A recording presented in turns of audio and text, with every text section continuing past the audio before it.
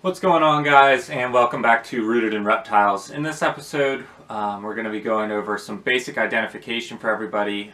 This will help a lot of the people just getting into the hobby to be able to readily identify some of the more common animals that they'll be seeing for sale.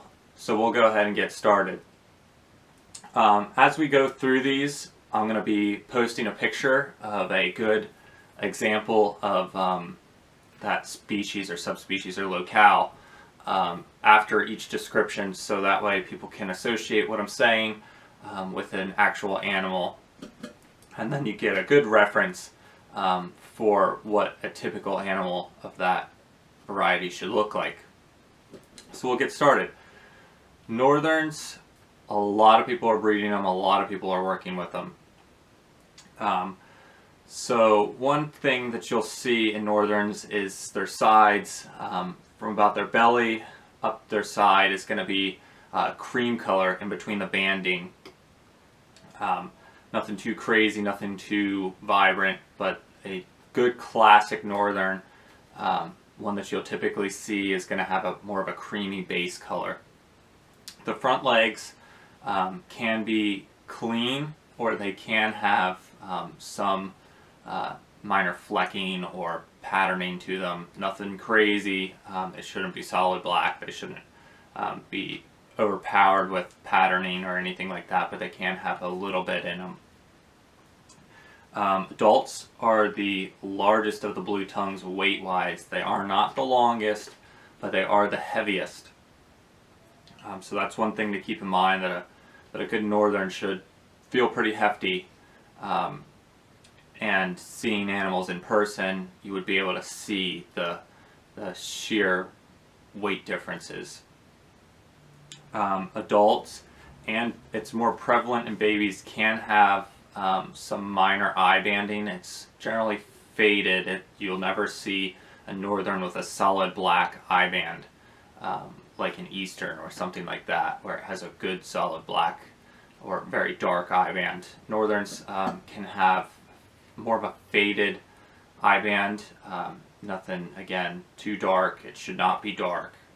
It'll be just kind of light and faded. They produce medium-sized litters, nothing like an Eastern. Easterns can have very large litters, but Northerns generally have medium litters, a lot of times around the say 6 to 10 baby mark.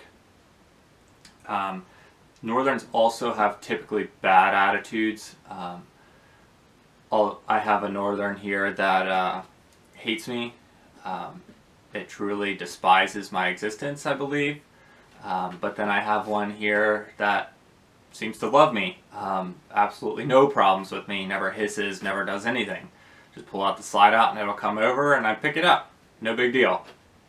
But like I said, I do have one that does not like me. Takes a while to even be able to move it, just because it just downright hates me. So we'll go ahead and throw up the picture of the Northern. You'll be able to kind of get a good idea of what a Northern should look like. If they don't look like this, or if they kind of look like a mix, you could be dealing with a Northern hybrid.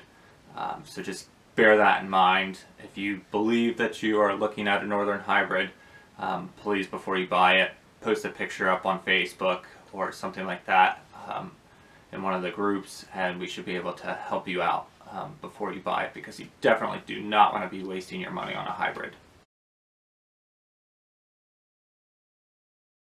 Now we're going to be going over Marukey.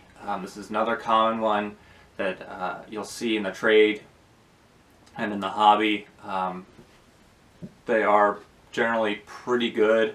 They have pretty good attitudes, generally pretty calm. Now Marukey are the longest blue tongues. They have very long tails. Not the heaviest, but they do get very long.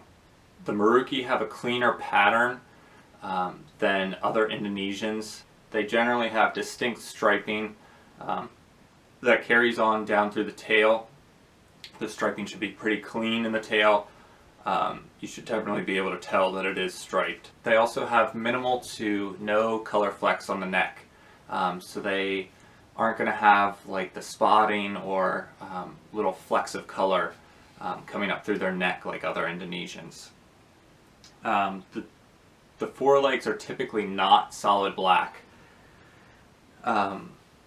In standard Indonesians, the forelegs will be generally a solid black. They could have a little bit of color flecking in them, but they are generally solid black in standards. However, in Marukey, they are not. Marukey generally come in a faded gray color, and like I said before, they are much calmer than standard Indonesians. They typically also have one line on the neck. Marukey have been found with like a trident pattern on their necks. So this isn't 100%, but standard Endos have generally 3 stripes on their neck, whereas Marukey generally have 1. So that can be a pretty good gauge for you to be able to differentiate between the two. Again, if you're questioning an animal, please post a picture up. Someone will be able to get it identified for you, and you'll be able to go into it with a clear mind of what exactly it is. Again, don't buy hybrids. So we'll go ahead and throw that picture of the Marukey up. You'll be able to get a good idea of what they look like as well. Now we'll be going over standard Indonesians. The Endos are very common as well. So the Endos have solid black anterior and posterior legs, although they can have some white flecking in them or some white spotting. They have very thin horizontal stripes. Their patterns aren't going to be as clean as the Marukey, as I mentioned before.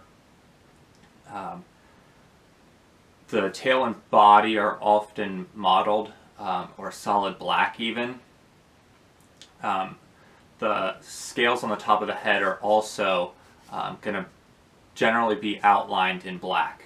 The tongue is generally going to be a light blue that fades to pink, whereas like in some of the other species it's very dark blue, very dark blue. If you ever see a tongue shot of an Indonesian, you'll be able to see that fade about halfway down the tongue. That generally occurs in them. So here's the picture of the Indonesian.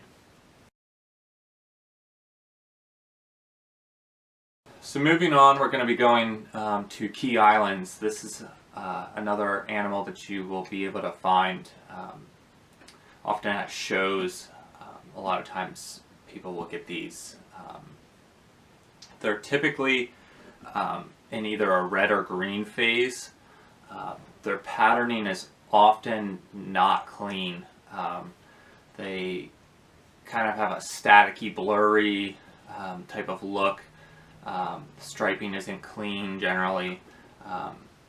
So you'll be able to get, it's kind of hard to describe, you'll see it in the picture, but the patterning is definitely not clean in Key Islands.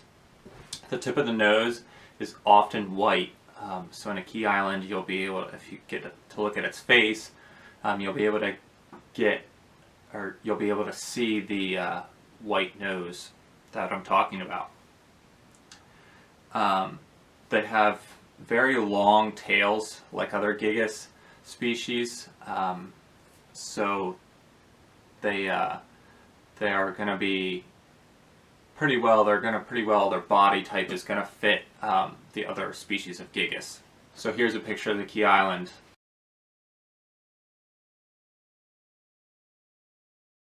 Moving on, we're going to be going to Irian. This is a common one we see mislabeled. People label these as northerns all the time for some reason. They definitely do not look like northerns, but hey, that's why we have groups to help identify these things. Irian often have medium-sized bands that are even throughout the body. They can have kind of wonky patterns, but the banding is generally clean and even on both the body and the tail. They're often seen in shades of brown, yellow, and orange. These are going to be the most common colors that you're going to come across, although there are people working on breeding these, so they are getting far more vibrant patterning out of them. Eringia can have eye bands, so you will be able to see an Eringia with a good dark eye band. Eringia often have broad, flatter bodies than most other Australian skincoides. They're structurally more similar to Australian skincoides than they are other species. You'll see this kind of in tail length and body style. And they also have typically 3 lines on the neck as opposed to 1. But they can be found with 1. Here's a picture of the Eringia. Again, you'll be able to get a good grip on what these should look like, or what a standard Eringia will look like. Our last one that we're going to be going over in this episode is the Alma. These are an animal that's kind of come up in the pet trade. They are often, the tail's often a mottled black color.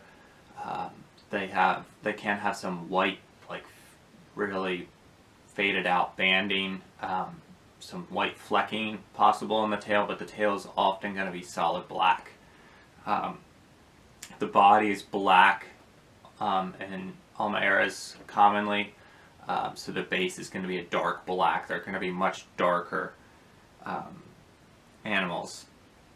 They will have some kind of whitish orange striping to them, and they will often have solid black front and back legs.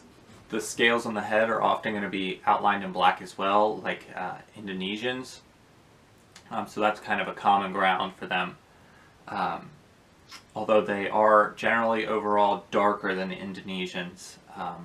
Again, their bodies are going to be much darker, and they are going to have a far greater amount of black in them. So here's our final picture of the Alma. This you'll be able to get a good idea of what they look like as compared to an Indonesian. I just want to thank everybody for joining us on this general identification episode. We're hoping that this will kind of help curb some of the mislabeling that we're seeing in the hobby currently. We want people to know what they're buying. Prices are definitely different from one animal to the next, so people might be intentionally mislabeling them. Some people might just not know. I'm sure it's a mix of both. So we just kind of wanted to help educate everyone and help people learn a little bit more about the different varieties of blue tongues that are out there. I just want to thank everyone for your support so far. Austin and I are really enjoying doing this series, and we're hoping that you continue to spread the word, and please hit that like button, comment, and subscribe. Thank you guys.